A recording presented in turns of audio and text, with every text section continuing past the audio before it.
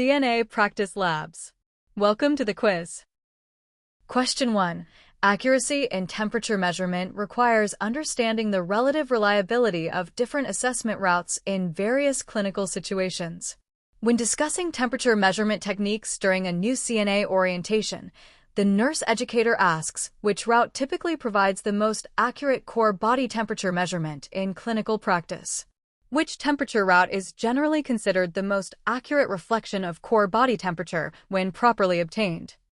Option A. Oral temperature obtained with a properly placed digital thermometer. Option B. Axillary temperature measured in a dry armpit with arm positioned correctly. Option C. Rectal temperature obtained with appropriate lubrication and insertion depth. Option D. Tympanic temperature measured with the ear canal straightened appropriately. The answer is C. Rectal temperatures are considered the gold standard for core body temperature measurement because the rectum is close to core body temperature and less affected by external factors. Oral temperatures can be affected by recent food/drink. Question 2. Proper catheter care techniques are essential for preventing healthcare-associated infections in patients with indwelling urinary catheters. As you prepare to provide routine catheter care for Mr. Wilson, who has had a Foley catheter for 3 days following prostate surgery, you gather your supplies. Which solution should typically be used for daily catheter care according to standard infection prevention protocols? Option A. Antibacterial soap mixed with warm water for gentle cleansing. Option B. Hydrogen peroxide solution for its bubbling antimicrobial action. Option C. Isopropyl alcohol for its rapid evaporation and disinfecting properties. Option D. Povidone iodine solution for broad-spectrum antimicrobial coverage. The answer is A. Mild soap and water is recommended for routine catheter care. Antibacterial soap with water effectively cleans without disrupting normal skin flora excessively. Harsh solutions like hydrogen peroxide. Question 3. Patients with documented dysphagia, difficulty swallowing, require special precautions during feeding to prevent serious complications. As you prepare to assist Mrs. Gomez, a stroke survivor with moderate dysphagia, with her pureed lunch, you recall the most significant complication associated with improper feeding techniques in this population.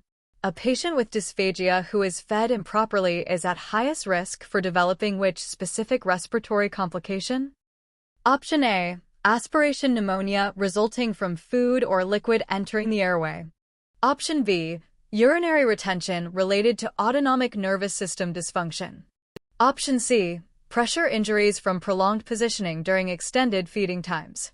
Option D. Severe constipation due to inadequate fluid intake with thickened liquids.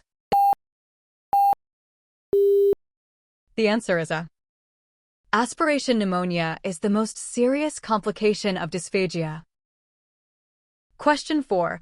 Postmortem care requires specific techniques performed with dignity and respect for the deceased.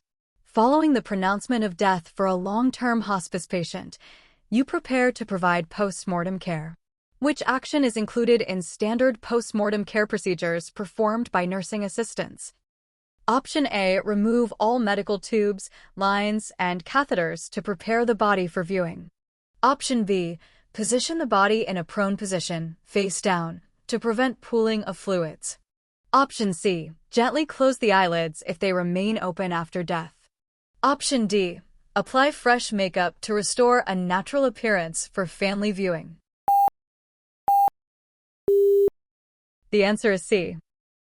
Closing the eyes gently if they remain open is standard postmortem care. This provides a more peaceful appearance and respects cultural norms. Tubes and lines are typically left in place until specific instructions are given. Question 5. Maintaining professional boundaries while providing compassionate care requires appropriate responses to patient behaviors. While providing evening care to Mr. Thompson, a 68-year-old patient recovering from orthopedic surgery, he makes inappropriate sexual comments about your appearance and makes suggestive gestures. What represents the most professionally appropriate initial response to this situation? Option A. Laugh nervously to diffuse tension while quickly changing the subject. Option B. Firmly but calmly state that such comments are inappropriate and unprofessional.